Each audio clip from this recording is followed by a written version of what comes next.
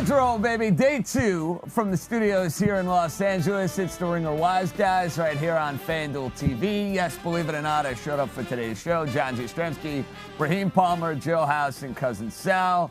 Reactions to the Saturday of Wild Card Weekend. What a performance by C.J. Stroud and the Houston Texans, taking down Joe Flacco and the Cleveland Browns, and the narratives, fellas, surrounding the Miami Dolphins. Oh, I'm glad you brought it up. Real, spectacular. Sal, I don't know who I was worried I wasn't going to bring it up. Listen, we don't hide from the truth here on Ringer Wise Guys. I don't know who had a worse performance, the Dolphins in the cold or your picks on Saturday. I'll take it, but at least I have an excuse. I was cursed. I feel like my 0-4 performance, I'm owing it to that trophy, which has now become part of this set included with our color-coordinated books. It probably cost $7,000 or $8,000, but whatever. Yes, 0-4. The trophy broke in 3 pieces almost immediately, and now I just hope it doesn't extend to my Cowboys, mine, Raheem's Cowboys. Well, hopefully better luck for your team than my team. House, you know, a lot of times we look at narratives, and I think the three of us maybe tried to overthink it a little bit yesterday because we're talking about the cold weather and the Miami Dolphins being a warm weather team and how they would adjust to playing in cold weather. Well, they looked like a team that didn't want to be out in the elements. They could not run the football. Their quarterback could not throw in the conditions. Outside of the one big play to Tyreek Hill, which, oh, by the way, was underthrown to begin with, the Miami Dolphins should have lost that game by 35 points. I mean, if it wasn't for Kansas City's inability to go and capitalize in the red zone, I mean, we're talking about a 30, 40-point blowout. Well, we played an under in some of the combinations that we were thinking about because we did give respect. We put some respect on that Miami defense. We thought Vic Fangio would be able to at least contain the damage, control the damage. We just got punched in the face with the most obvious narrative, which was Tua can't throw the football in the cold. And guess what? Tua can't throw the football in the cold. Mike McDaniel didn't exactly cover himself in glory either. I don't think it was half a yard up the middle for several times trying to establish the run. They couldn't establish the run. And, I was happy that we had a competitive game through a half, but that was about it. You're going to call that competitive? Good for you for calling it competitive. A half. I think that's a little boring. And listen, Raheem, I got sick and tired as a guy who's a Dolphin fan hearing, oh, you can't beat a good team. You can't win on the road. I thought maybe Miami had silenced some of those critics with their win over the Dallas Cowboys on Christmas Eve. But let's be honest. Baltimore, they get smoked. Buffalo, division on the line, their offense cannot get the job done. Embarrassing here against the Chiefs. The narratives from McDaniel and Tua going into this offseason, they are real, they are valid, they are legitimate until I see otherwise. Yeah, I mean, it's pretty clear that the Miami Dolphins have to make a decision on what they're going to do with Tua going forward because we're on year 2, we're on year 3 of this being the narrative. So it's very tragic. I mean, you got all the offensive weapons that you could want around a quarterback, and at the end of the day, he can't get it done. And the defense was banged up. You lose Bradley Chubb, you lose Jalen Phillips, and they were still in that game. The offense has to show up, and they didn't. Now, can I just make a comment? Because we want to put it on a personal level. We all watched the game together at Bill Simmons' compound. At the compound, yes. The Podfather had actually, coincidentally, the Godfather on the top left. There's a lot of screens. It's like being an air traffic controller in there.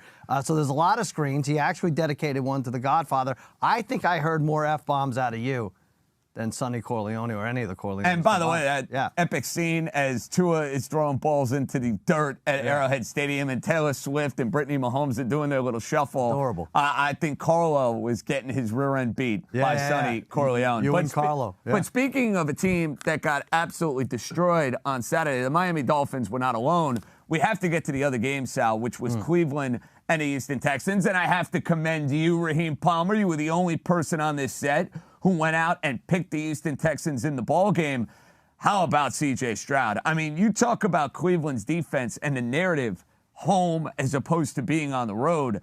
That was a defense that got smoked. They gave up a 70-yard-plus touchdown. You get 2 Joe Flacco pick sixes, and the Houston Texans' feel-good season continues. Yeah, it was absolutely incredible. I looked at the box score in the first half. the Houston Texans averaged 15 yards per pass. It was just chunk play after chunk play after chunk play. And then in the second half, it looked like the Cleveland Browns might have had a chance to come back and make it a game down 10. And Joe Flacco throws back-to-back pick sixes. And you knew that stinker was coming. This guy is 40 years old. At some point, he had to come back down to earth, and it happened yesterday. And we're going to have a situation, House, I think, with the Texans, where they're in that ultimate house money type of phase. They already have won a division. Nobody expected them to win a division. They've already won a playoff game. I mean, my team hasn't won a playoff game in 24 years, and I got C.J. Stroud and D'Amico Ryans winning one in their first season in Houston. So, yeah, we probably expect this Texans storyline to come to a close, whether it's in Baltimore or Buffalo, whatever the case may be. But I would make the argument they're going to be a dangerous team next week because they got nothing to lose. Of course, of course. This is exactly why when we sat on this beautiful set yesterday, I did not want to choose a side for my wise wager because I didn't want to be on the wrong side of a C.J. Stroud, here I am world, arrival game. And, you know, that's exactly what he delivered. It was points galore, which is also what we kind of imagined. I thought it was going to be last team with the ball, but Flacco had different intentions. And, you know, Sal, I think when I look at it, I'd say the bigger disappointment is not what I saw from Joe Flacco. Because Joe Flacco, even in this good stretch of football for Cleveland, he's given you an interception or two. First half, he's making plays down the field. Right. You can't beat Cleveland and play that sort of defense with the way your team is set up and think you're going to win a playoff game. No, it was terrible. And, you know, one of my many losses yesterday. But Raheem, he spelled it out. We saw it's really what trends you fall for all week, right? You don't love the Browns over the Texans in any sense if that defense is going to show up. And we had enough evidence to see that that defense does not travel. It's a huge, what was it, points per game? It was 29 points per game on the road, 13 at home. Right, 16, that's crazy. So why didn't we look into that more? Because we don't like Flacco over Stroud otherwise, right? Stupid bet, stupid pick. I don't know how far Houston gets, but great job. The by one I you, want Stroud. back more is Miami, because I told you guys Kansas City was winning the game. I thought I was going to go contrarian, and you know what? I should have just looked at the rundown and said, I'm sticking with my pick. All right, guys, we're on a Sunday. Moving on. Let's wisen up.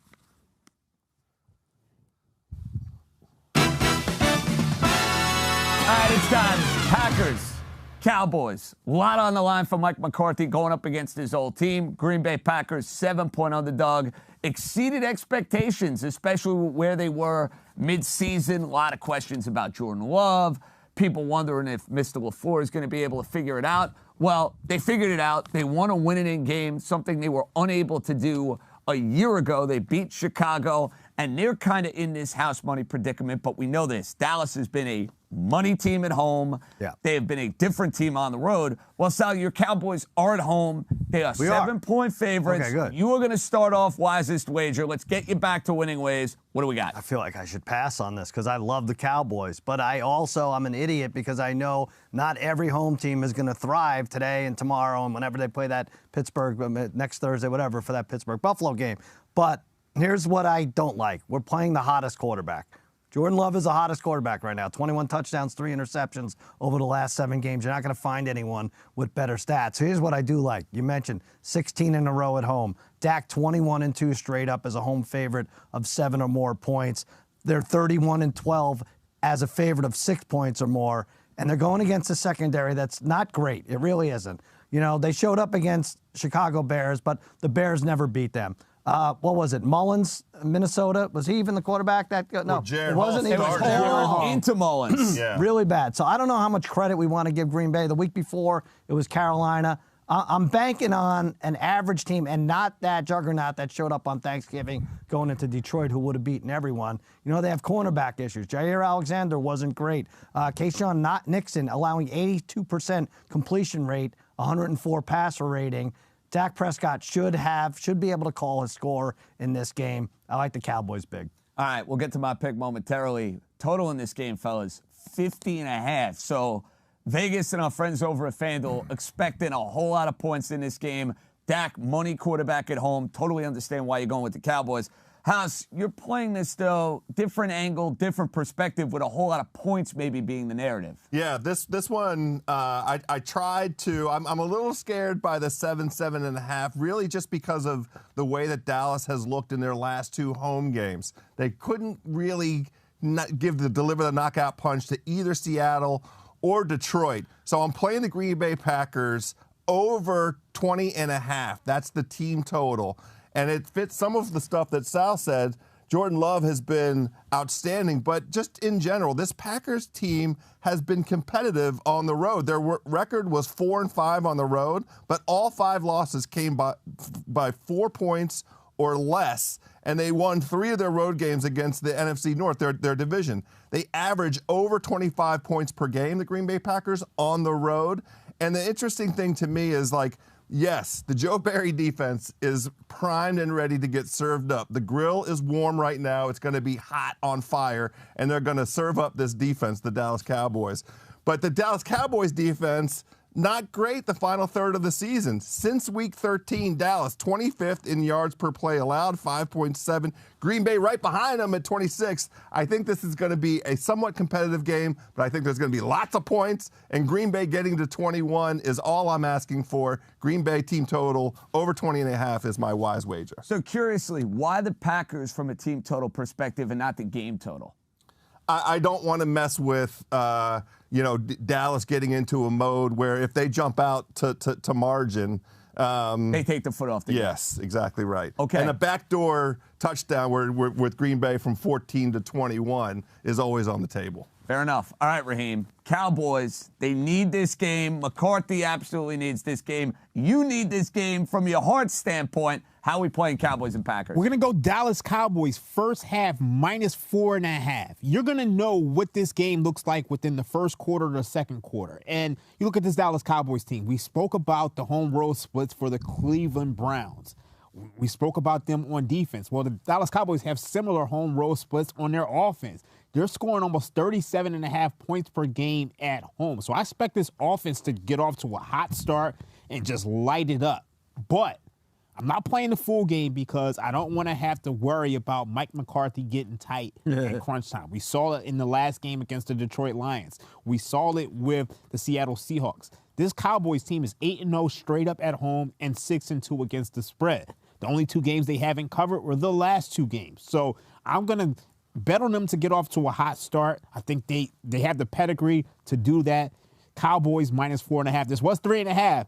You see this line's climbed up for a reason. Can I just say, just in first half betting, because we talked about this on Against the Lots, if people see the number, they see 4.5, that's a lot more than half of the spread, which is 7. They might think that's a dumb bet, but you're doing it. Your narrative is they get off to a hot start. I don't have to worry about a backdoor cover in the second half kind of thing. Yeah, exactly. I mean, I think the backdoor cover is in play. Right. I mean, you're talking about a Packers team, which is probably one of the hottest teams in the league. Jordan Love is really playing well. And then I just don't trust McCarthy when the game gets tight. Why is that? Why?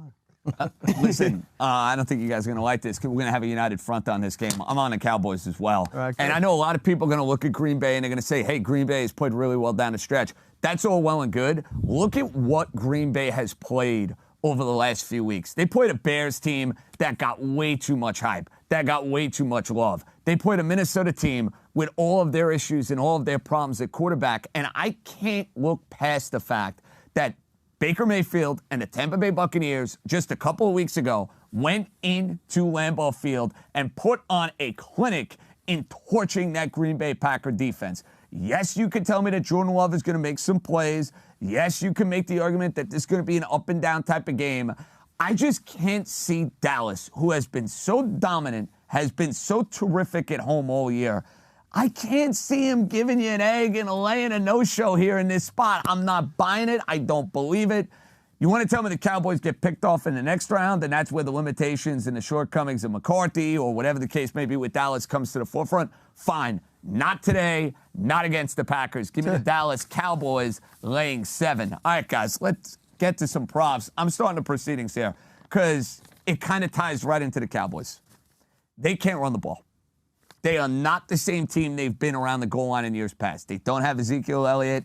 Tony Pollard has not been the same guy since that injury in San Francisco last year. So here's another creative way I'm going to look to play the Cowboys. I'm going to take Dallas to win. Not going to mess with the points. I'm going to take Dak Prescott, who has had a marvelous season and has been kind of the bread and butter around the red zone, around the goal line. All I need is over 1.5 touchdowns. It's at -132. Get that money line down a little bit. Dak over 1.5 touchdowns. Cowboys to win the game. How do we feel? I like it. I mean, CD Lamb is 8 in the last 9 games, so there's your 1 touchdown, and you just need one the rest. I wish I wasn't calculating this like it's so easy. They're going to kill him. They're going to run it up so much because I'm going to be mad, Raheem, if we don't even cover this game. Like, if we win by 3, I'm going to be pissed off. Maybe I'll feel differently if we're losing by 2 touchdowns in the game and then come back and I'll be relieved. You want a ho-hum game We got to put 40. Scare everybody. I want a ho-hum game, 41. too. All right, Raheem, player prop. What do we got? Okay, so you broke down how the Cowboys can't run the ball. So we're going to go with the player prop. We're going to go with Brandon Cooks, over 3.5 catches. And you look at the last 2 weeks, this guy has 16 targets, 11 catches. He's going to get there today. I know CD Lamb is the star of the show, but there has to be a supporting cast. He's a part of it. So Brandon Cooks, over 3.5 receptions. And remember, they brought in Brandon Cooks. The guy's played on a lot of experienced teams for moments in games like this to give you that complimentary receiver alongside of CD Lamb. And you know, even though Green Bay is limited on defense, you would think, hey, everything in our power to stop CD Lamb, maybe there are opportunities, to your point, for Brandon Cooks. Last 3 games he scored. You can also get him at +320 to score a touchdown. I like that. That might be a bet we have to fire here on FanDuel. Put them together. Yeah. Ooh, I like it. All right, House, what do you got? Well, I'm playing a correlated prop to my wise wager. If I'm going to say that Green Bay is going to get to 21 points, then I'm going to say that Jordan Love over 1.5 total passing touchdowns. This has hit 4 straight games, hit 8 of the last 9 games. This is how the Packers score. You know, the return of Aaron Jones is very helpful, but they have still tried to get into the end zone,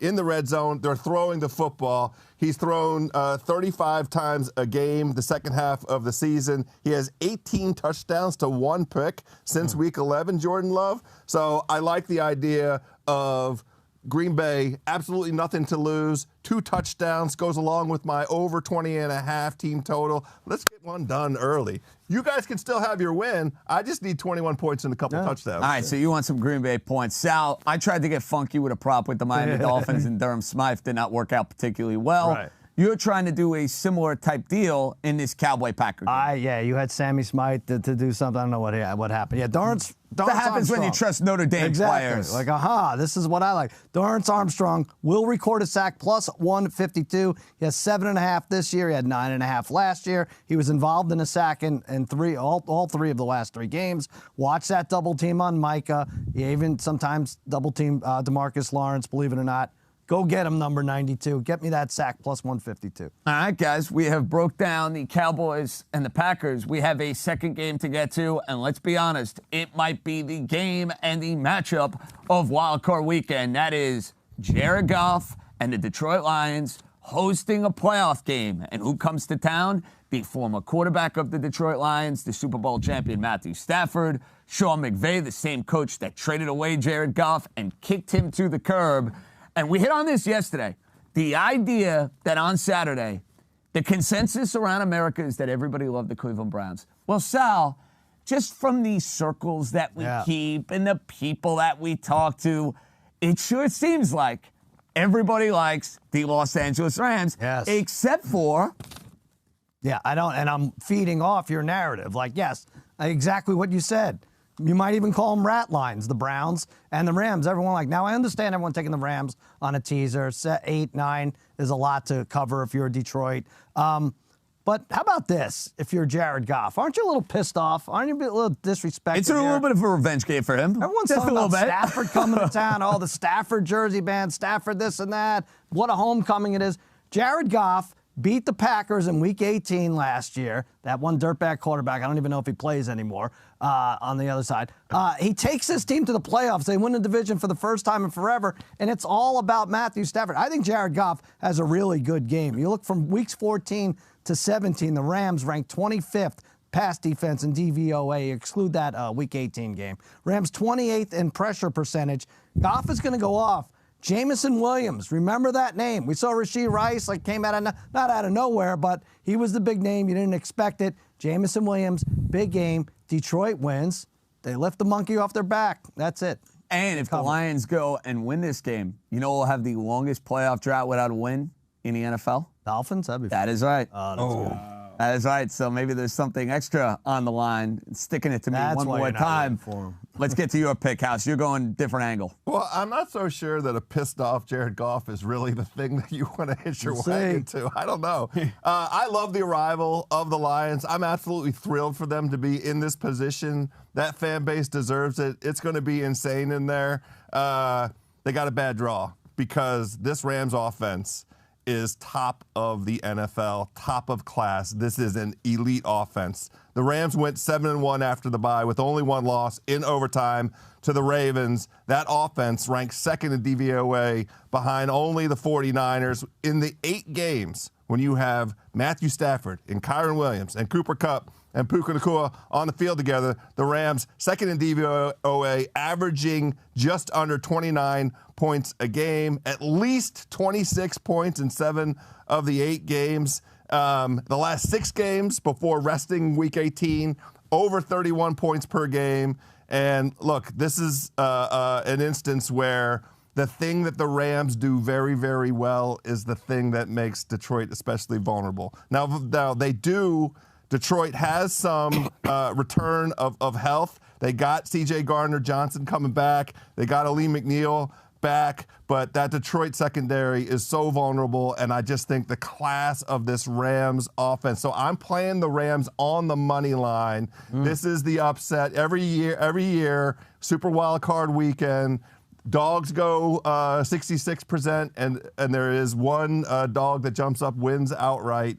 This is my dog. Well, we had one dog win outright yesterday in the Houston Texans. We'll see if the Los Angeles Rams make it 2 out of 3. I didn't forget about the Packers, so maybe I'm trying to give you guys that Dallas Cowboy win. A little bit of a Freudian slip. But, Raheem, House on the money line with the Rams, Sal on the Lions. You get to break the tie for now. So I'm going to take the Los Angeles Rams. I'm going to take the +3. You know, all of the spiritual folks out there are saying that the last time the Lions won a playoff game, it was a crescent moon. Hey. Apparently today is a crescent moon. Did not know this. I don't like hearing this. I'm not buying into that, but I'm going to give myself a little margin for error by taking the Rams +3 with the points. House broke down all of the great reasons to take the Rams. Obviously, they won 7 out of the last 8 games, but you look at them, they're 9th in EPA per play and 9th in success rate.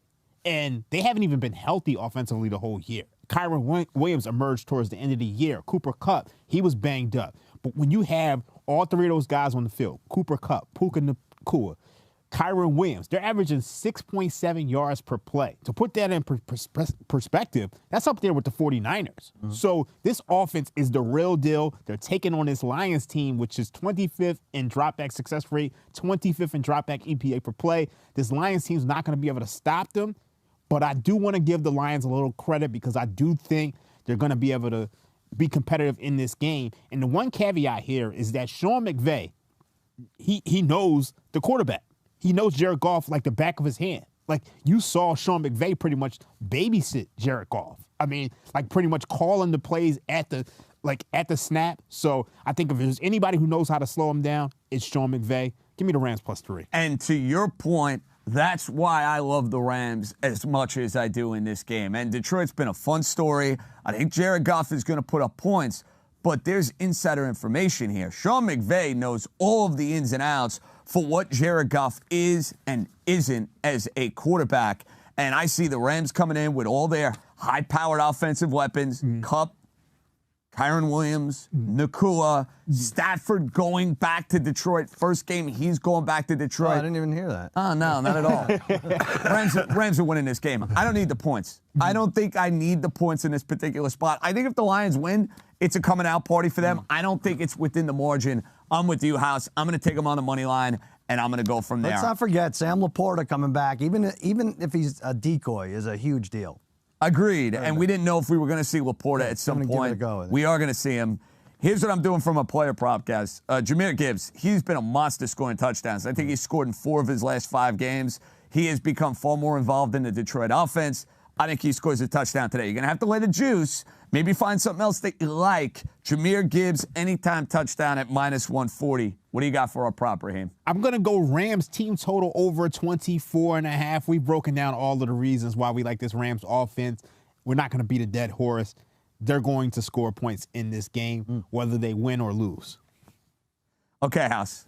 I am on Kyren Williams under 19.5 rushing attempts. Interesting. You think this is a passing game script? I do, and you have to give credit to this Detroit run defense. By many metrics, it's the #1 run defense in the entire NFL. There's not been a single running back that Detroit has faced that's rushed for 20 or more carries this entire season. The only games, now Kyren Williams has 20 or more rushes in 7 games this season. 6 of those were wins, and 4 were by 8 or more points. So that's Kyren Williams running out the clock. That's getting rushing attempts by virtue of the Rams being up. I think this is tight. And one thing that we must talk about, and part of why I like the way the Dream has constructed his bets on this game, the Rams special teams are one of the worst in the hideous. We saw it in that Giant game a couple weeks ago. Almost cost him a game. So that would be a reason to take the points the way the Dream's doing it, to play the Rams team total. I still stand by the idea that the Rams are going to win this game outright, but if they don't, it's going to be because of special teams. That also does create the room for a passing script as opposed to a ground and pound kind of rushing attack out of the Rams. All right, speaking of a passing script, we have some high-powered, big star wide receivers. You're going to involve them. Right with that passing script narrative. I am going Amon St. Brown and Cooper Kupp to have 200 or more yards. Now, I gave this out yesterday in the Browns game. I had Njoku and Cooper 200-plus yards. Remember what happened? It didn't hit. I don't know how it didn't hit. We were out like 140 forever. They were down 3 touchdowns. Flacco's thrown. We didn't get to 200. We'll get there today. Plus 195. St. Brown's been amazing. A godsend. 900-yard games. He had a 144 in there, a 156 in there. I don't have to tell you about Kupp in the playoffs. I think he picks up on that flair from a couple years ago where he had 33 receptions and 478 yards in the playoffs. He's got 4 100-yard games this year. Lots of points, lots of passing yards. You get almost 2-to-1 for that. I like it. Riding with the 2 big star receivers. Yep. Put them in a parlay and make some magic. Speaking of making some magic, boys, coming up, Ringer Wise Guys, we got 2 more games to break down. We will not head to Pittsburgh or Buffalo or wherever they're playing in Western New York or Lake Erie, whatever the case may be. I'm salty. The idea that Buffalo won a division. We'll have a preview on that. The Eagles and the Buccaneers, all that more. It's coming up next.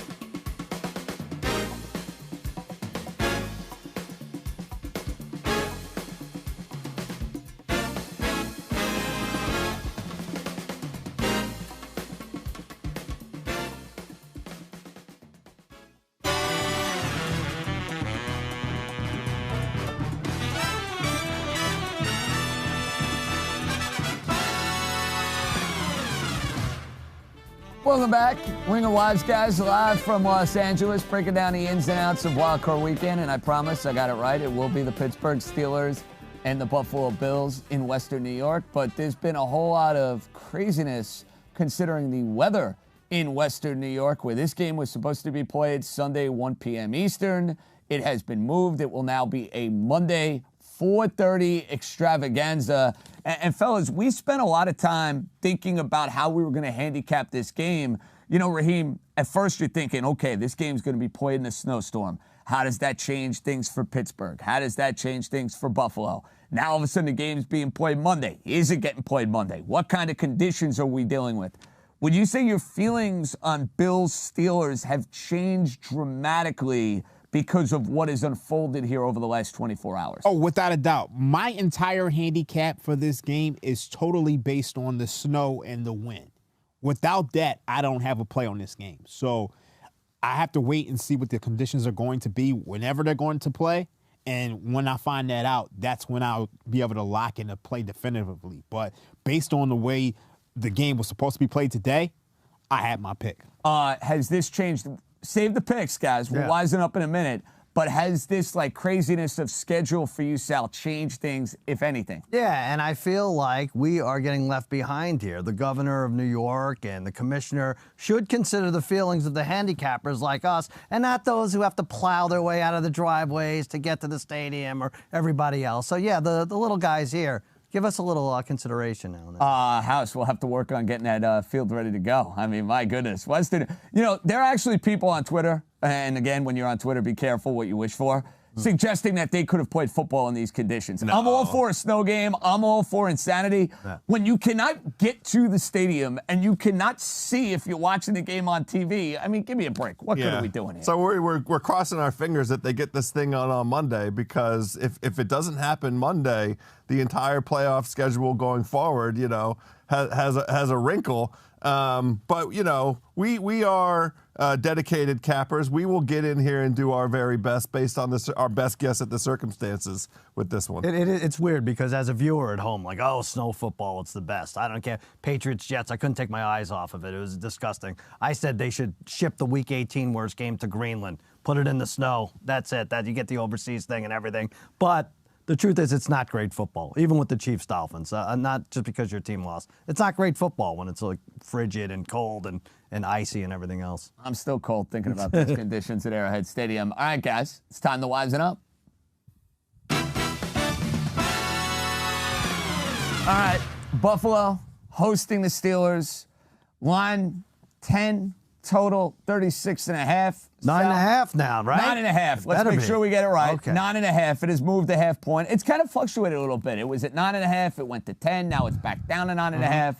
Take it away, Sal. I think it's important it's at 9.5 because I'm thinking this could be a 20-10 game, a 23-13 type game. And if I'm a Steelers fan, as much as we've said it sucks playing in these conditions, I'm a little bummed that we didn't get the 40-degree or 40-mile-per-hour winds. That's the equalizer right there. And now the Steelers, they're the Steelers. Now it's Mason Rudolph going into Buffalo, a very tall task here. And they're still, no matter what the weather is, 1-10 without T.J. Watt. That is a very real statistic. And here's another one from the Action Network. I'm stealing it. Playoff teams from last year that made it versus teams that didn't make it. Last year, 67% against the spread in the last 2 decades. The teams that made it last year against the spread, that's for Buffalo, who scored 20 or more points in 8 straight games. I like the Bills in a score, like I said, 23-13, maybe even 23-7. Lay the 9.5. All right, you're rolling with the Bills. House, you're going with the total. Still feel confident even with this game being played on Monday? Yeah, oh, for sure. And, you know, the circumstances for Monday don't look vastly improved over the situation on Sunday. But at the guts of this, the Steelers and the Bills, these are rushing teams. They ran the ball at a higher percentage than any other teams in the entire NFL since Week 11. And just in general, the Steelers have been an under team. 11-6 to the under, 6-2 on the road. Now the total matters, right? I'm looking at the FanDuel Sportsbook. I see 37.5. I like that better than I like 36.5, but I'm kind of fine with both. The average Steelers road game this year totaled 36 points. The Bills have been allowing less than 16 points per game at home, and this is Mason Rudolph at quarterback for the Steelers. The game script for the Steelers is run the ball and then run the ball and then run the ball some more. And Buffalo's defense, the one sort of vulnerability, they've been mid level in terms of run defense. So this is the way for the Steelers to create their best opportunity to be competitive in this game. But Sal's right. This is like 23-7, 20-10. Those are underscores. And I think the Bills get it done, move on. It's just, survive and advance at this stage, JJ. That's really all that matters for the Buffalo Bills. Advance to next week in a date with Patrick Mahomes at home in the divisional round. But we know this, Raheem, about the Steelers. They usually are at their best when they're in these underdog type of spots. Nobody is going to give them a chance to be in this game against the Buffalo Bills, even though Buffalo barely beat Easton Stick, even though Buffalo barely beat the New England Patriots. They didn't play a great game last week and survived against the Miami Dolphins. Little nobody believes in us for the Steelers? Oh, without a doubt. I mean, when you look at the fact that they're missing T.J. Watt, when he's not playing, the Steelers are 1-10, giving up almost 26 points per game. But, as I said before, this game is predicated on the weather. So I took the Steelers plus 10. It's down to 9.5, and it's based on the weather. So I don't know if you guys remember this, but if you go back to December 6th, 2021, Monday Night Football game, they played the New England Patriots. The Patriots won 14-10 in a game in which Mac Jones completed just 2 of 3 passes. Remember that game? Terrible. 2 of 3 passes for 19 yards. Josh Allen went 15 of 30 for 145 yards, 1 touchdown, and 1 interception. That was the lone turnover in this game. So we know Josh Allen is turnover prone, and we know the Steelers like to run the ball. So based on the weather, it puts you in a position to where the underdog has value. And I'm taking this, stat from Cleveland TA on Twitter. Since 2000, underdogs of 7 or more in games where winds are 20 miles per hour or more are 29-23. That's 56% against the spread. Dogs of 10 or more are 12-6 in these situations. So the weather adds another element of variance, which is very, very important. And here's the other caveat. The Buffalo Bills, as double-digit favorites, the last 9 games, they're 0-9 against the spread, including those games against the Patriots and the Chargers the last couple of weeks. I'm right there with you with the Steelers. And look, do I think at the end of the day the Steelers are going to win this game outright? No, I do not. I just have not seen enough from Buffalo where I'm going to trust them to go and lay a hefty number. And I know Tomlin thrives and relishes the idea of being in these underdog spots. I know there is some speculating regarding his future and whether or not he's going to be back in Pittsburgh. I don't necessarily buy that. I expect Mike Tomlin to remain the coach of the Pittsburgh Steelers. And fellas, I think he will have his team ready to go here. You throw in the uncertainty with the weather. I think it's an ugly, gross, disgusting type of game. Buffalo will win, but it will be closer than you think. We got to put this caveat out there. If you're going to take the Pittsburgh Steelers, make sure you check out that weather report and make sure the weather is what we think it's going to be. Because if it's not, they're going to get blown out. If this is a clear game and they move this game to somewhere else, the Steelers are going to get taken into the deep waters and drown.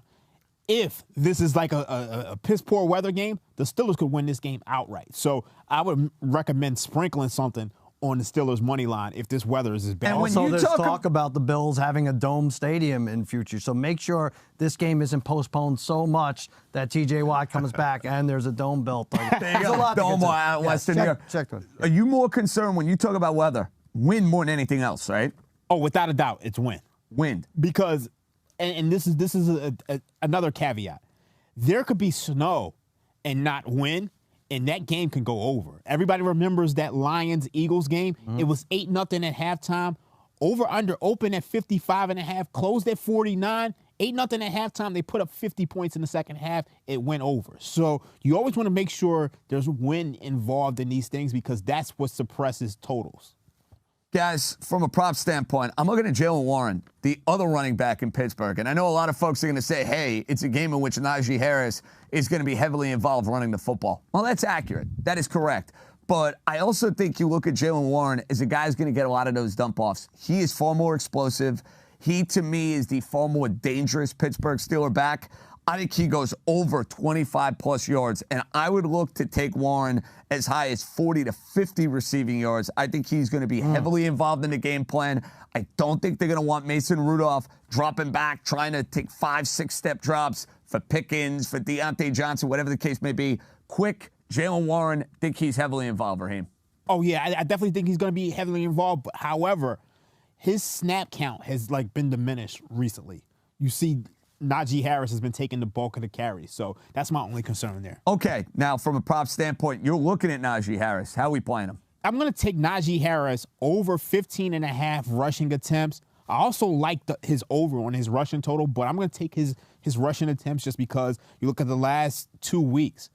He's rushed 62 times for 312 yards. I mean, this guy has become a bell cow. So I really like Najee Harris props. I like him over on his rushing attempts and his yardage as well. All right, so we're involved with the Pittsburgh running backs. House, from a prop standpoint, you're looking to the Buffalo Bills quarterback. Yeah, I'm in a rushing attempts mode as well. Also built off this idea of this bad weather. And it's probably the single most important weapon that the Bills possess on offense, and that's Josh Allen's ability to make plays out of nothing. He's coming off of 15 and 11 carry outings. The total here is 8.5 rushing attempts. I'm over on it.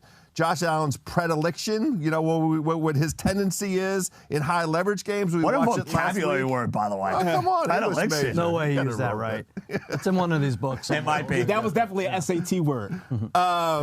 We try to get our money's worth here on the Wise Guys. He likes to run in important games. We watched it last week against the Miami Dolphins. He's going to run in this game. I love him over 8.5 carries. I like that. I have a question for that, just because, I don't know if the public is sure about it. I'm definitely not sure about it. When it comes to rush attempts for quarterbacks, how is that graded in terms of kneel downs or, sacks? I don't think those are count as attempts. Really? But you get negative yards for a You might kneel down. lose yardage. Yeah. You might don't lose get an yardage. I've seen that happen before. I don't know about the attempts, though. Oh, man, I wish we knew. We get a thesaurus. Wait, Maybe it's got to somebody be an in FanDuel attempt. can What help kind us is out this, a on this. non-play that you Yeah, lose so it's yards? you can get negative yardage for a kneel down, but it's not a rushing attempt. That's strange. When you think about throwing in kneel touchdown, downs and it's see, I like an anytime touchdown with your prop. Sure. Because Allen gets all those goal line touches. I know does. James Cook has come on over the last few weeks. They still like running Allen, especially inside that 2 or 3 yard line. They were running that tush push against Miami last week. Take that prop, take him with an Allen touchdown, and I think you got yourself a winner. All right, Sal, speaking of winners, what do we got for Buffalo? Now I'm fascinated with this kneel This is what down happens. thing. You go down a rabbit hole, you need a thesaurus. All right, someone tell us. If I need a kneel winner. down as an attempt. I like everybody's because I think whether it's a kneel down counts or not, you're going to have 6 designed rushes for Allen and 4 where he's just going to take off out of pure threat of insane things happening. Dalton Kincaid touchdown plus 350. Took him a minute to get going. He's their bell cow. He's their tight end, possession receiver. He only has 2 touchdowns on the year, but 15 targets over the last 2 weeks. And if you look at who Pittsburgh has given up a touchdown to, tight end-wise, Isaiah Likely, Mo Alley Cox, Hunter Henry, all tight ends, all scored against the Steelers in the last 4 weeks. So get me pay dirt for Kincaid at plus 350. And he has come on quite a bit for Buffalo over the last few weeks. So you have a heavy Buffalo game script. Yeah. We are going with a little bit of a Pittsburgh game script. So we have a little bit of a house divided when it comes to Bills Steelers. We'll see if we have a house divided for the Eagles and the Buccaneers. The Buccaneers win the division. Amazingly enough, you would have got great odds on that at the beginning of the year. Philadelphia, they were 10-1. They were the champions of the NFC. They are limping into the postseason after yucking up the NFC East. We have Philadelphia, Sal, as a 3-point favorite. You have a total in this game at 43.5. Eagles, Bucks, wise wager. Take it away. The wise wager may be to stay away here, but I'm going to take the Eagles. I know there's too few games remaining. You can't skip any. You have to bet them all. I'm sorry. That's responsible gambling right now. That's I'm right. telling you about it. But just like there's uncertainty in the Steelers-Bills game because of the weather, there's uncertainty because of the. Am I boring you, JJ? You're yawning here. No, My God. I think we still have digital time. I know. For I'll God's be ready sake. for it. Get him a coffee. Someone hit him with the helmet. I just the quarterback uncertainty. You got Jalen Hurts. His finger I mentioned is like ET. It's like flying all over the place. You got Baker, right, with rib injuries and then picked up an ankle injury on Week 18. But ultimately, I think Philadelphia steps up, much like we saw Kansas City, their Super Bowl counterpart yesterday. Sorry to mention it, JJ, but they looked like a shell of themselves, and they got it together. I think the Eagles do the same against Tampa Bay, who was 30th against the rush, 29th against the pass. Mayfield 0-3 straight up and against the spread as a home dog at night, and Todd Bowles 15-40 as an underdog. Give me the Eagles to win this game. All right, so you're going to take the Eagles. Raheem, I sense a little mano-a-mano action here because I know you're not on the Eagles. I specifically wore red today because not only am I repping the Tampa Bay Buccaneers, I'm not coming here dressed like a blood, but there's going to be blood tomorrow. There is going to be blood tomorrow. My motto makes the Tampa Bay Buccaneers favorites in this game. And you know all too well, you're a Dolphins fan. The Philadelphia Eagles are the first team since the 1999 Dolphins to make the postseason after losing 5 out of their last 6 games. This Eagles team stinks. And I'm not just saying this because I'm a Cowboys fan. The market has not fully caught up to how bad this Eagles team is. They are 11-6 with the Pythagorean expectation of a team that's just won 8.6 games. They have a point differential of +5. That's the second worst in the postseason behind the Pittsburgh Steelers. So this Buccaneers team is the better team. They have a +23 point differential. And you look at the Eagles, let's be real. They shouldn't even have made the playoffs. This is a team that was outgained by the Bills, the Chiefs, the Cowboys, and the Patriots with Mac Jones. Mac Jones outgained this team. They should have lost all of those games, and they were fortunate to win. So you look at the injuries to the Eagles. Jalen Hurts with the dislocated finger. He hasn't thrown a football all week. I haven't thrown a football all week. Have you thrown a football all week? I picked one up off the shelf. I actually did a couple of days ago, in case you're wondering, but yes. This guy's starting quarterback for the Philadelphia Eagles hasn't thrown a football all week. Then you got Devontae Smith. He has an ankle injury. A.J. Brown is out. The defense is horrible. 29th in DVOA. They're giving up almost 30 points a game the last 3 games. The brains have left the building. Shane Steichen, he's with the Colts. Jonathan Gannon, he left. There's only so long fake thugs can pretend. Take the Tampa Bay Buccaneers. I promise you, they are going to win this game. Raheem, +3. dropping a mic. Can I just say, I thought +3. that I could have sworn the red shirt on Sunday was a tribute to Tiger Woods. I thought so. Nike Golf. Broke up with Nike, and now Battle you're red. taking the mantle. You're taking it over. But You all got the right. battle red on Sunday. And if you win a couple of bets, you might be doing it every single week. All right, House, what do we got? I don't know if I can step up behind that, that was but pretty good. Look, I'm on the under in this game. The total of 43.5, and a lot of the case that Dream just made runs to the inability of this Philadelphia Eagles to do anything.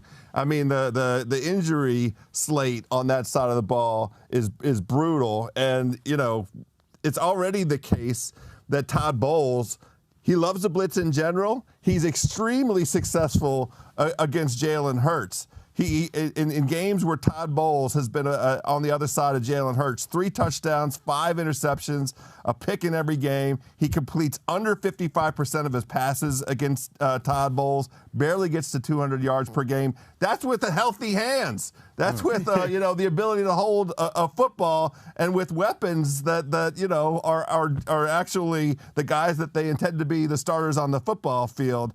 On the other side of the ball, I'm worried about my guy Baker. I mean, we watched him. He could barely get to the sideline. He's got ribs. He's got an ankle. I just think that this is going to be not dissimilar from the Week 3 matchup, which the Eagles won, but it just was not. It was a grind them out kind of affair. I think that total ended up being around 33, so under 43.5. Speaking of ribs, I am now thinking the sports guy. We ordered Chinese food, and I specifically said I want. Spread. Well, hold on though. I said I wanted ribs. There were no ribs. There anyway. were no That's a ribs. great That's a point. good What point. happened? Yeah. I don't know. You're gonna have to I'm take not that going up back with the there. boss. I'm not Take it going up back. with management. I don't like that. Don't try to throw me under the By the way, bus. the brother Bry from Against All Odds podcast is never wrong about this. He just texted me, kneel downs do count as rushing attack. Well, thank you, brother, because he has the insider there you go. information. Yeah. We got the stat correction there.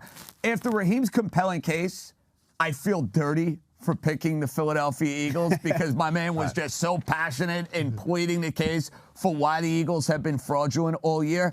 And I understand a lot of the concerns. I mean, the Eagles lost to the Arizona Cardinals outright. They lost to the New York Giants outright. Got smoked these last couple of weeks. Here's what I can't overlook. We're talking about Todd Bowles, and we're talking about a beat-up Baker Mayfield in a playoff game. And I almost think it has gotten to the point where the Buccaneers have become a little too trendy. They really have. It feels almost too obvious to side against the Philadelphia Eagles. The defense not having issues, not having answers in the secondary. The idea that Jalen Hurts is hurt going into this game.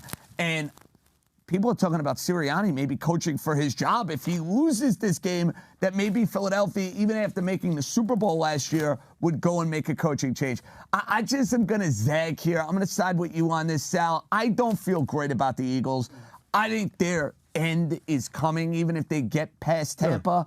I look at it as more of an anti-Tampa play more than anything else. I'm going to take the Eagles. I'm going to hold my nose. But full disclosure, I don't feel good about it. Let's face it. The Bucs play anyone else last week other than the Panthers, and they're not in the playoffs. Agreed, and I can't overlook that either. It's Todd Bowles, it's Baker Mayfield, and if they're playing anybody else last week, they're probably losing that game. All right, one of the members of Philly Special, Chris Ryan, Rewatchables fame, big Eagle guy. Does he have an Eagle SGP for us? Let's find out.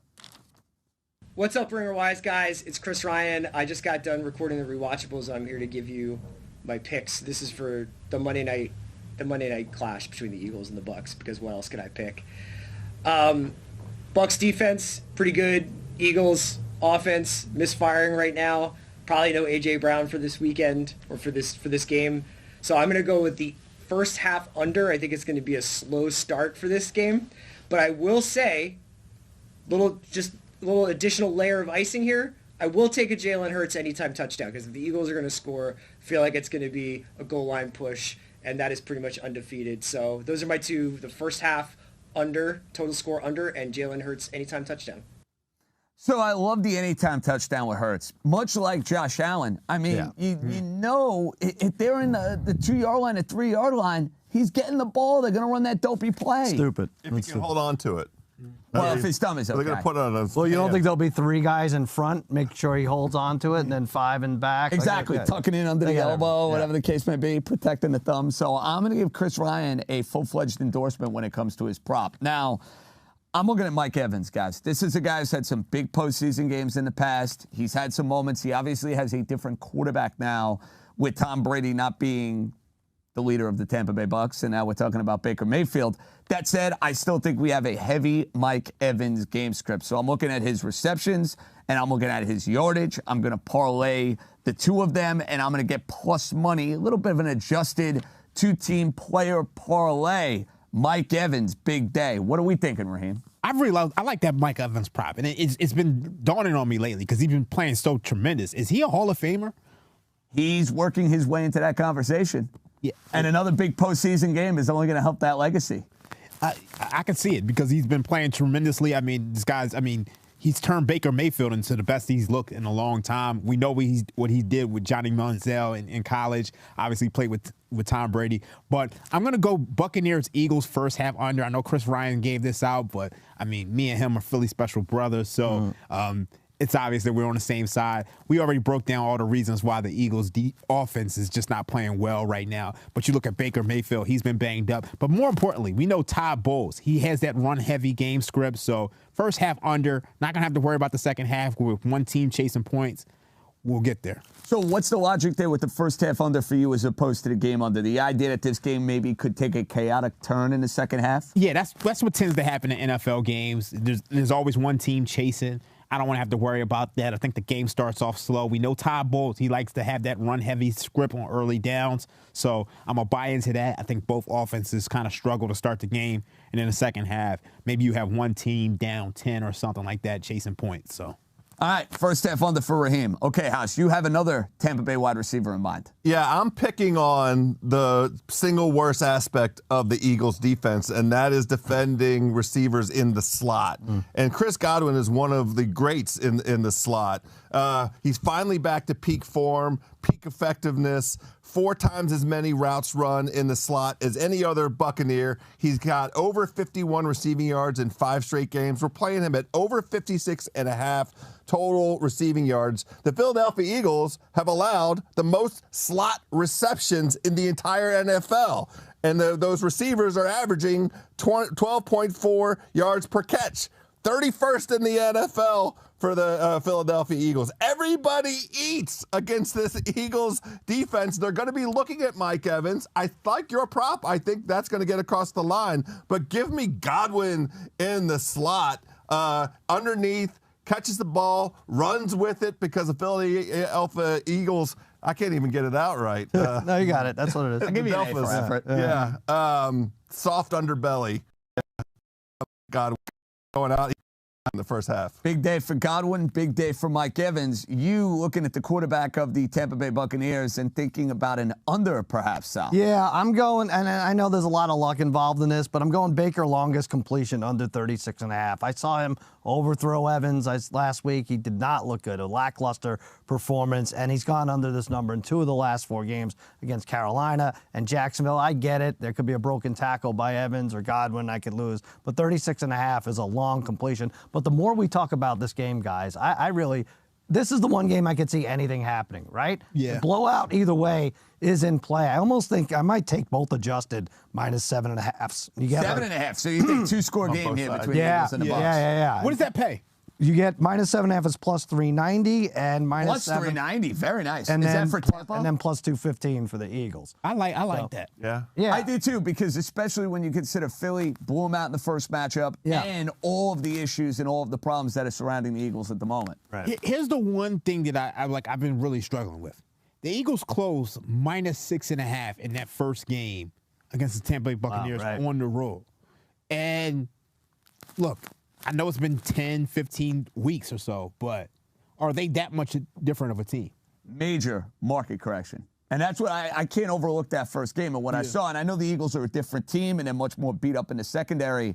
I just can't trust Todd Bowles and Baker Mayfield. Fun season, fun to watch, can't trust them. Guys, couple of YouTube comments.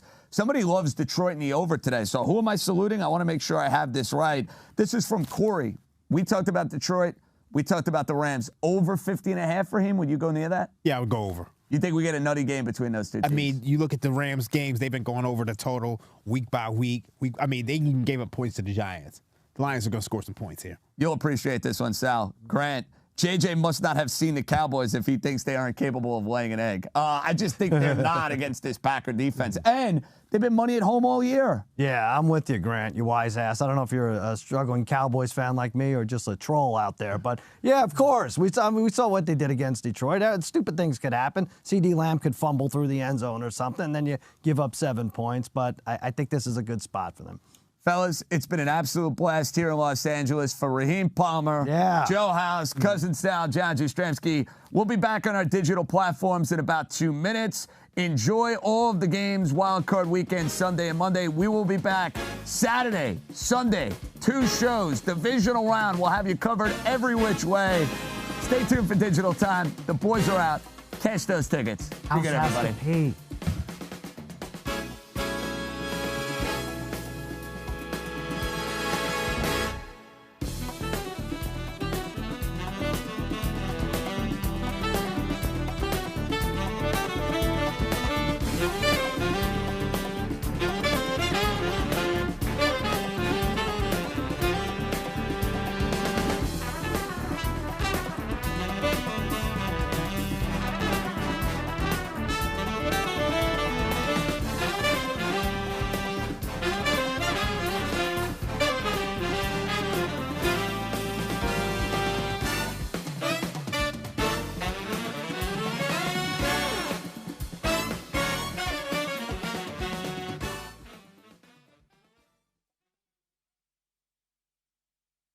To drink coffee.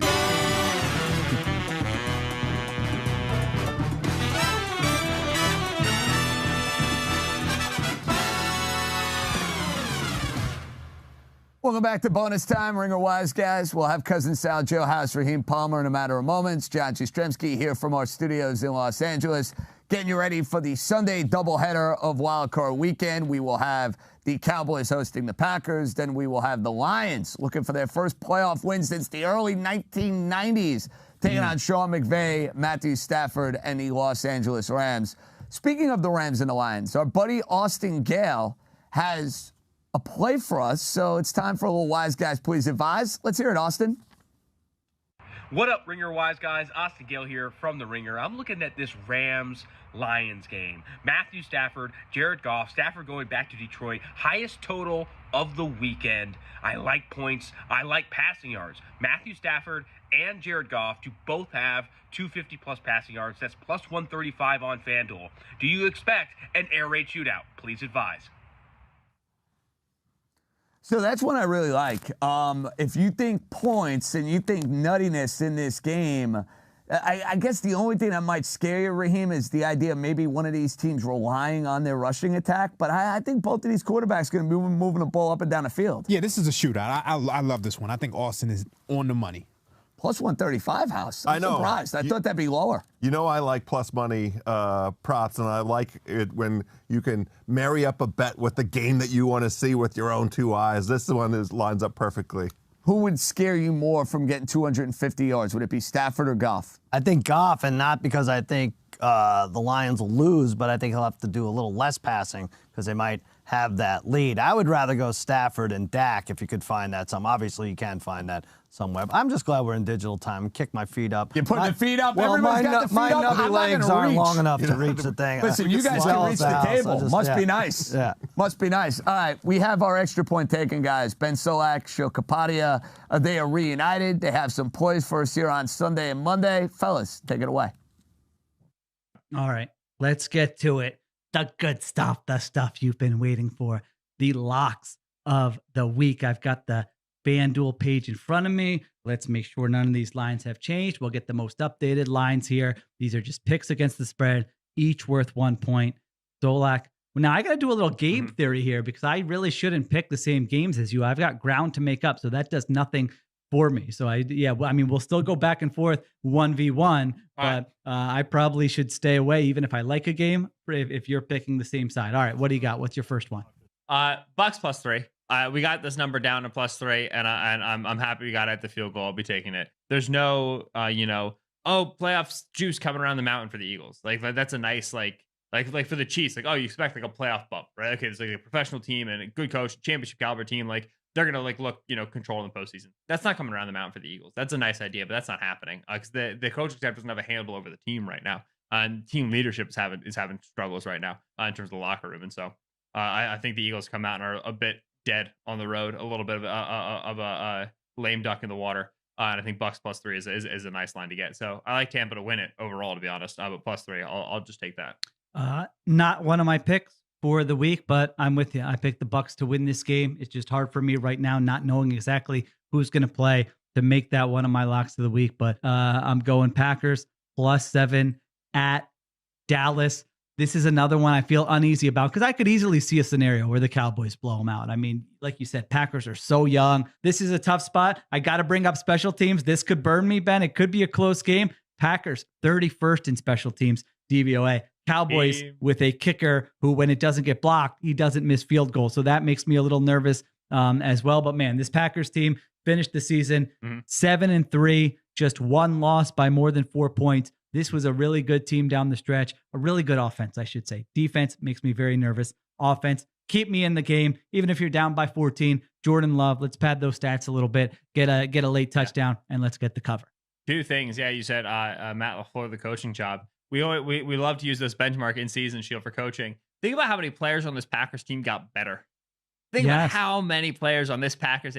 Jordan Love, put Jordan Love aside. It's quarterback obviously matters the most. Think about Jaden Reed and Tucker Kraft. But in general, this running game with Jones, Zach Tom back at practice, they have been moving the ball on the ground more effectively recently than they have all season. And some of that is the threat of Love, certainly, but a lot of that is the health of Aaron Jones. And we've seen this Cowboys defense lose to the running game now multiple times. Jonathan Hankins returned to practice. That's their run-stuffing nose tackle. Even with Hankins, they weren't the best run defense to begin with. So they get Hankins back, it's a boost, but still, Packers can run their way into a closer game than people realize, especially if they control the ball in the first half. That's a good game plan for them. Shrink the game, limit the number of possessions Dak Prescott is on the field, and try to steal one there in Dallas. So that's my last one. All right, what do you got? Pittsburgh +10. I think if I'm going to be on the under in a game with 36, now 35.5 points since we started recording this, if I'm going to be on the under in that game and I got a +10 available, mathematically speaking, most games that stay under 35, the +10 is going to hit.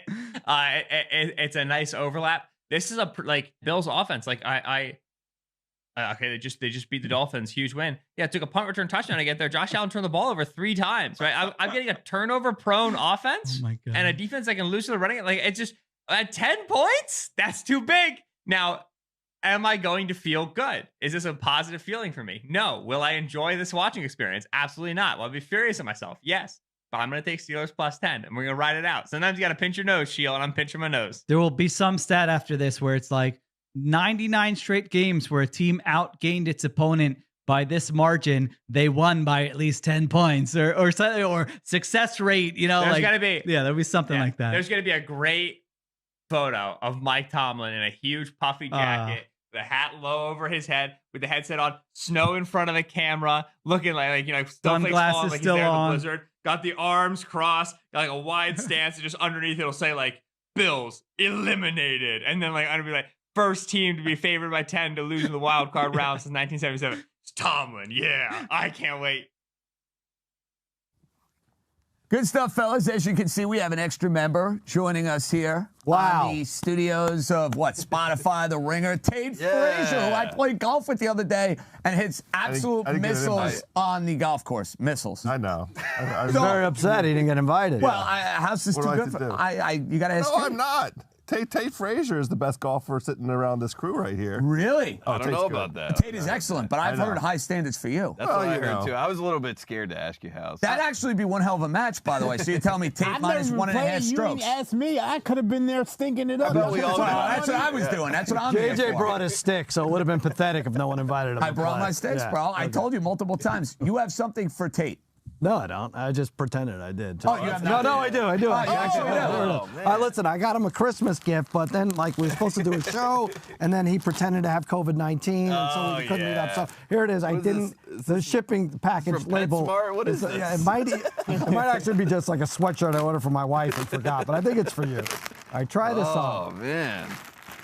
What is What do you this? think? Looks like it's Carolina blue. Look at this. I see Tar Heels. I forgot what the hell it is now. I know it's Star Wars. that you don't even Wait, know. go ahead. No. Oh no! Now I know what it is. All right, we're gonna have to take 30 seconds.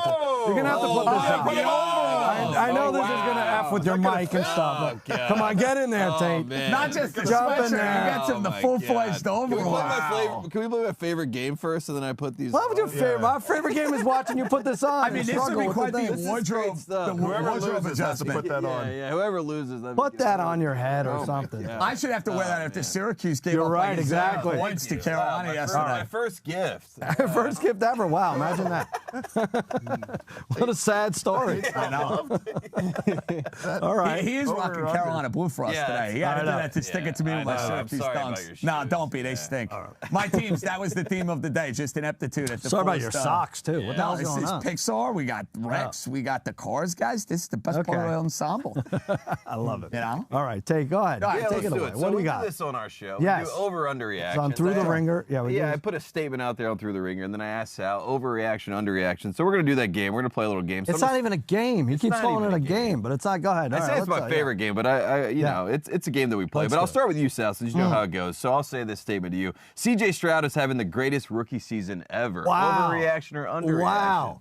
I feel like JJ should handle this because the gold standard for rookies is why he wears those shoes right now, right? Well, these aren't Dolphin shoes. Oh, I'm sorry. Are you What is trying to that? go with a sorry, Marino okay. narrative? My eyes are so bad. I was going to say Carmelo. I was like, Those Carmelo idiot was socks are good. distracting me Yeah, from he was a that. great rookie. Dan Yeah. Marino, take this one. Go ahead. Yeah, I mean, the difference is you've seen C.J. Stroud now go and win a playoff game. I hate being the guy to jump to like the conclusion of like greatest rookie season ever because like, you know, I'm not really thinking about it. Yeah. Full disclosure. Yeah. Like I'd like to go in a lab and think about like rookies over the last like In the NFL, we're talking about. In the NFL, and we got lots of options. I mean, Gale Sayers, he had a 6-touchdown game as a rookie. You know, Lawrence Taylor won Defensive Player of the Year as a rookie. Micah also Parsons. Micah Parsons, incredible. Cam Newton had almost double the touchdowns. Anquan Bolden had a big rookie year. Yeah, I mean, I'm sure we could. Randy Moss, 15-1. Yeah. I'm pretty sure Adrian Peterson had one. All right, so let's say no. All right, I'm going to say that Randy Moss 98 season is better than C.J. Stroud. What do you say, Tate? You're going to take your boy Cam Newton. Well, Big Ben Roethlisberger also went 15-1 in his rookie year. So I think the answer is that's an overreaction. You're going to go with Ronaldo? No. Yeah. So Stroud. So he overreacted to his own My comment. counter with Roethlisberger. Stroud has played better than Roethlisberger than his rookie, in my opinion. Okay, let's go back around then. Stroud?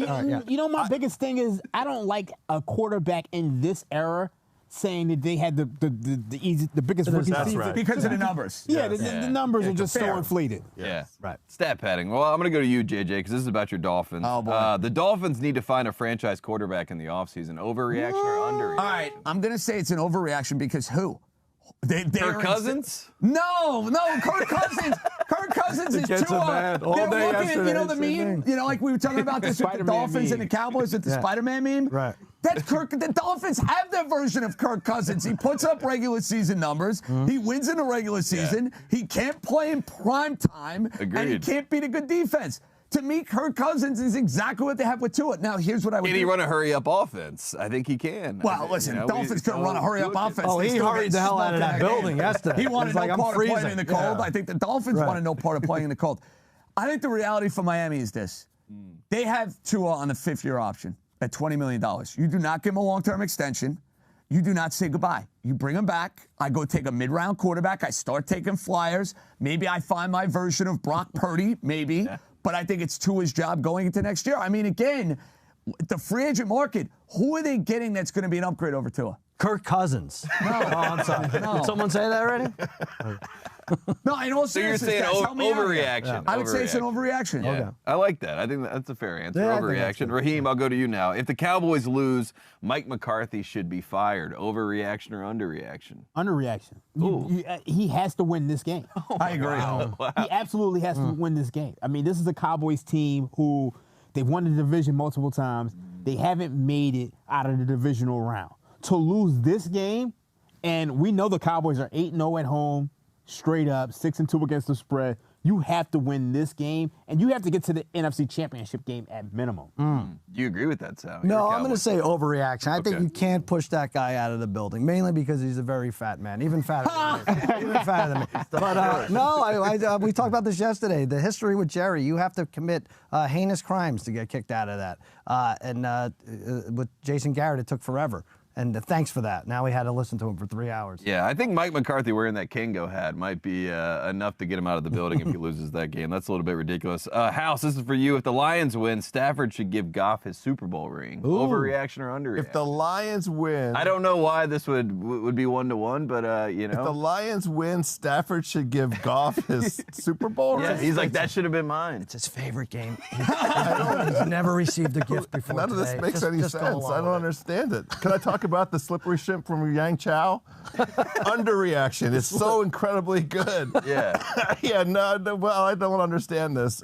Congratulations to Jared Goff to leading the Detroit Lions to a home To the playoff playoffs, game. yeah. That's wonderful. Take That's the his ring. Super Bowl. Give him the ring. That's his Steal the ring. ring. It'll get Kelly Stafford He very could take a upset. picture big of time. Yeah. the ticket stub and put that inside of a ring and then wear that. That's what he should do. That would be nice.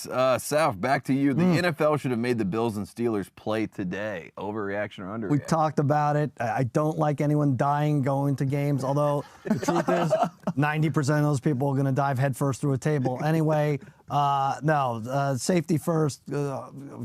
Thoughts and prayers to everyone in Buffalo. Yeah, they should have made a play. Yeah, they should have made a play. It'd be great on Sunday. I mean, look, people die coming back from games. I mean, you got to deal with the Bills Mafia. Like, they should have played. Right. Good luck trying to shovel that snow. Yeah, a Dolph Lundgren approach here on Drive the on, show. what is If it, they 90 die, they and die. Going towards the area. Oh, boy. All right, last one. This is for the group. Saturday was the last time we will see Joe Flacco play football. Wow. Overreaction or underreaction? Is it over? Overreaction. I mean, you see the backup quarterback market? If I'm Joe Flacco, I could get myself $5-6 million next year. I absolutely agree with this. I mean, we were talking about this while we were watching at the Podfather's house. The NFL now, every team better have two quarterbacks. I know. Well, he didn't invite me to golf. That's a give we go.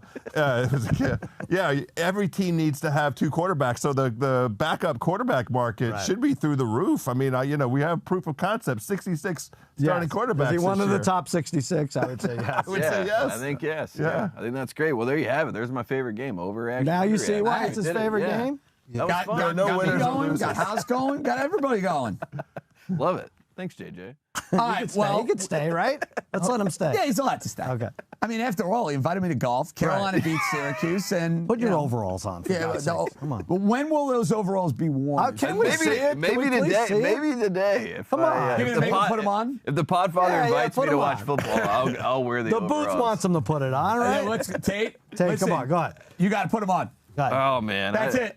Just step in here. Just step in one leg at a time. Here, Yeah, I'll hold this. I'm not doing it though. All right, yeah. Let's go. I mean, they did score 100 points on JJ's team. Wow. Yeah, they did. Oh, man.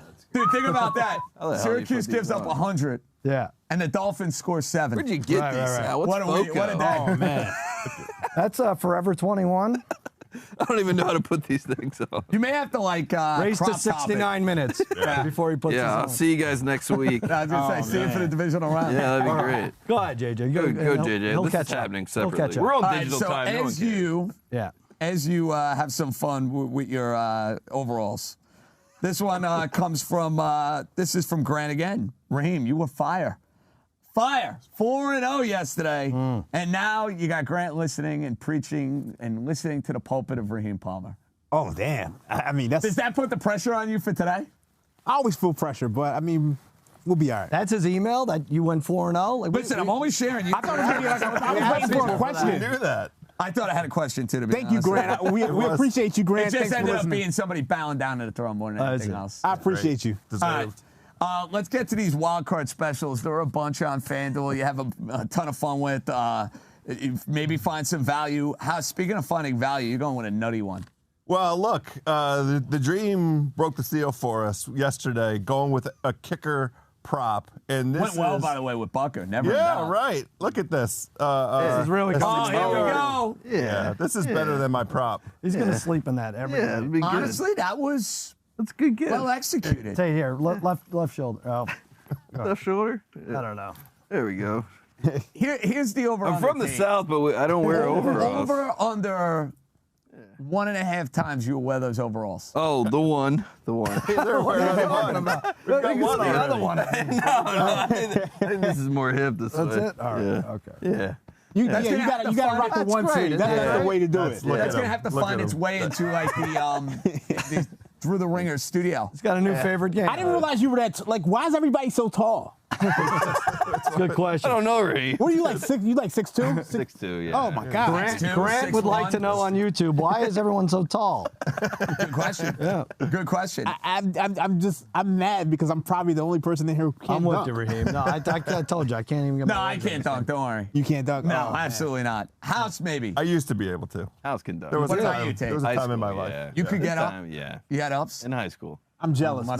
Now never I'm 30 pounds over. Well, was that a very sad day when you realized you couldn't dunk anymore? Well, it was a very short period that it lasted. Oh, so I got was like used 12 to Was it like one of those Yes. dunk situations where like you just went up, boom, or were you able to like really I got to, style and profile, as they say? No, It was a golf ball, It too. was it's only in pickup. It wasn't in any kind of organized play. It still counts. But let's counts. talk about Brandon Aubrey getting a 60-yarder. That's a pretty good special. That's what. Plus 750, huh? Wow. Yeah, well, I don't know. The screen says 310. I don't know. Did the price change in over? No, I had that's it at- that any 60-yard. I think you have it specific. I thought you had I just saw any myself 60-yard I field did goal. any 60-yard field goal, but it really is will Brandon Aubrey kick a 60-yarder because he is an absolute. Oh, so there are with a options monster for leg. all fighters. No, I'm saying that's the reason I made the Oh, bet. for God's sake! You believe. I do believe. It's a dome. I got 2 dome games, and I got 2 big legs. I got Brett Maher with 1 big leg, and I got Brandon Aubrey as the other big leg. Anytime 60-yard field goal or more. It's plus odds. It's either plus 310 or plus 750. One of those. So this is 4th and 4 or Yes. more from the Yes. 44. Yes. I almost think you need this to be at the end of the first Right half. before the half. It's perfect. Right. Yeah, You know, right. where a team's trying to get in a field goal range, they're basically Right. like, screw it, instead of going for it, let's send our kicker Yeah, out there we there. go. And It hit feels a- very hit a Mike bomb. McCarthy to do as well. There we go. exactly. Exactly. And you see him on the sideline, hooting and hollering, coming Yeah. off the field. Yeah, there Need you go. that. Yeah. Weekly special. Oh, what do I have? What well, do you and I have? have similar ones here. We do. FanDuel's all over the place with this. God bless them. Lots of options here. Dak, Stafford, Allen, 7 or more touchdowns plus 310. Dak has 2 or more in 10 of his last 11. Stafford, I think, playing from behind, gets a couple. Allen, I think, will get a few. Now, here's the key. You might have 5 after Dak and Stafford, and then you could hedge looking at plus 310. You know, maybe you go Allen under 1.5 if that game ever gets played. So I like that number of plus 310. All right, so I have something similar. Yeah. I went with Prescott, Goff, Stafford for a lesser number. It's basically a plus 110.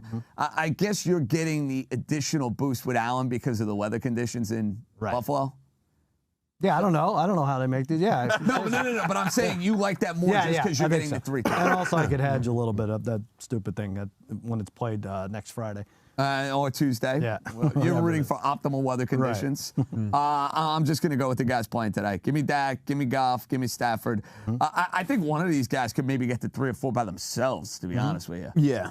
So I'm all about that action. All right, Tate, what are we looking at? Yeah, I know a lot of people don't like this, but FanDuel has the props that any 4 out of 5 guys to score a touchdown. You can get this at plus 500. So Kyron Williams, CeeDee Lamb, Mike Evans, Cooper Kupp, Puka Nacua to each score 1 touchdown. You get that at plus 500. I think Williams scores a touchdown. I think Puka Nacua or Kupp, one or the other, scores a touchdown. CeeDee Lamb has to score a touchdown for the Cowboys. And then Mike Evans has to score a touchdown for the Bucs to even be in the game. So when I look at that, I feel like they're all necessity guys. Puka Nacua, Cooper Kupp, either one, either or situation there. 4 out of 5, we get there plus 500. I think you came on the show and actually won one of these. Yeah, right. Only one to ever win those. You might be. You might be. I like it. Raheem, you're going with your favorite receiver. And you have Actually- a narrative and a thought. Or you're changing. Well, we have to change that, unfortunately. So we originally had CeeDee Lamb, most receiving yards plus 220. FanDuel has taken that down because I want to thank the city of Buffalo for canceling this game. So we're going to go each team to score 1 field goal in both of the Sunday wildcard games. Doesn't pay much. It's minus 125, but So that's all 4 of the teams. So we're talking Detroit, we're talking the Rams, we're talking Green Bay, and Dallas. Yeah, and everybody got a field goal. yeah, pretty much. I mean, you got Dome 2 games. you got 2 Yeah. dome games, and all you need is the offense, all 4 offenses to stall out eventually. Which you would have to assume would be the case. At minus 125? Yeah. I like that. Yeah, like that. but it's unfortunate because I really like CeeDee Lamb to get the most receiving yards plus 220. I mean, if you want to play some CeeDee Lamb props, it's not typically much value on these big name players, but I just think he's going to have a big day today. Here's what I want you to do, Sal, because you have your computer in front Yeah, of you. go ahead. Give me Yes, the sir. first Whatever touch. you I need some Yeah, what do you barking need? orders. That's right. I'm like the lieutenant. Yeah. Damn, Give me some- he comes to L.A. and now he's Suge I Knight. know. Listen, sometimes we got to call the shots around here. Scorsese. Give me a first touchdown list Oh. for the Packer-Cowboy game. We need to come up with a couple of family plays here All for right. first Yeah, because touchdowns. we're like 8 minutes short on digital. Like we're Well, screwed. maybe. So. And I don't have any more gifts for Tate. Yeah, but I need a first touchdown hit. I've already had a bad Saturday. I need a good Sunday. So CD's the favorite at 5-1. out. Pollard plus 550. Out. Aaron Jones plus 750. Jake Ferguson. I like 11-1. Jake Ferguson. Interesting. We like the tight ends. I feel like you Yeah, go with the tight end. yeah. You were saying that every week. Dalton Kincaid at Jaden Reed 14-1 and Brandon Cooks 14-1. I already said I like him to score a touchdown. By the way, that went way down. It was plus 310. It's 2-1 now for Brandon Cooks. So those are your guys. Dak could run one in at 16. Dobbs, Dowdle, Christian Watson's 22. Ferguson, Cooks. What do you think, Tate? Give me Ferguson. Yeah. Ferguson, Raheem, Ferguson, or Dak loves the Ferguson tight or ends. Tate. Ferguson or Cooks first touchdown. You don't like either one. I was trying to think of one. You got to give me a second. These are so hard. The problem is, if Green Bay wins the flip, I don't mind them going down and scoring a touchdown. So you're thinking maybe we should go with a Packer? Well, Well, what we should do is go one of each, so maybe we could split the baby here. What was Aaron Jones? You Plus want to wait for the 750? coin toss and then we'll bet it? Aaron Jones is plus 750. There you go. What's Dobbs? It's not terrible. Dobbs is 21-1. I like the Jaden Reed at 14-1, to be honest. I don't like Dobbs at 20-something-1. Jaden and Jordan. A little bit of a dart throw, you know? I don't know. I think there's some value in a guy who always scores to score the first touchdown. Like 5-1 for CeeDee Lamb. Why are we looking any further? All right, so now we did that. Give me the Lion first touchdown props. Okay, and that's also on FanDuel, you say? It should be. All right. FanDuel usually takes care of us with this stuff. Yes, it is. All right, so first, oh boy, so it's Gibbs, your guy is, no, okay, so Kyron Williams is plus 490. Interesting. Love that. Underdog guy first. Plus 550 for Gibbs. Montgomery 6-1. St. Brown 8-1. Cup 11. Puka. I'm gonna go Puka 11. I was thinking Puka. I Puka like that. 11-1. That's what I'm gonna go with. All right.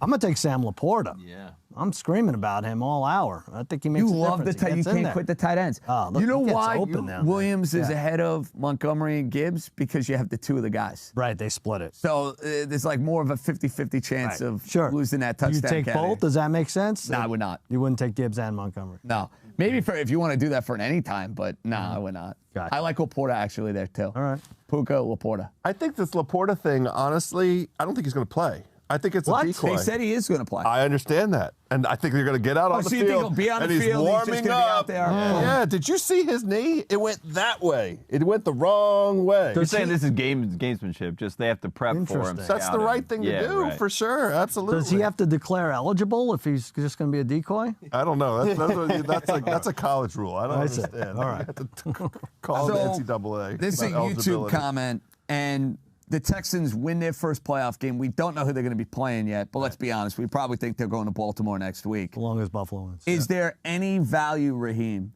in getting in on some futures with the Texans, or are we seeing this road come to a close next weekend?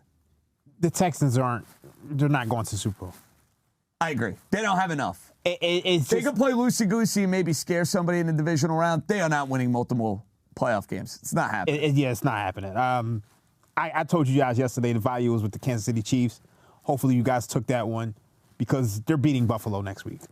I know you're already spoiler alert for Ringer Wise Guys divisional round. Raheem likes the Chiefs, no matter who they play. So the Texans are 11-1 to win the AFC. You're talking. I know I can't guess the lines just yet. They're Yeah, I a don't wanna touchdown, get you in trouble. but they're about a touchdown underdog in their next two games, right? Yeah. I don't think you're going out on much of a limb by saying that. So no. 11-1 is that's right there. That's right there. I don't know. That was a waste of time.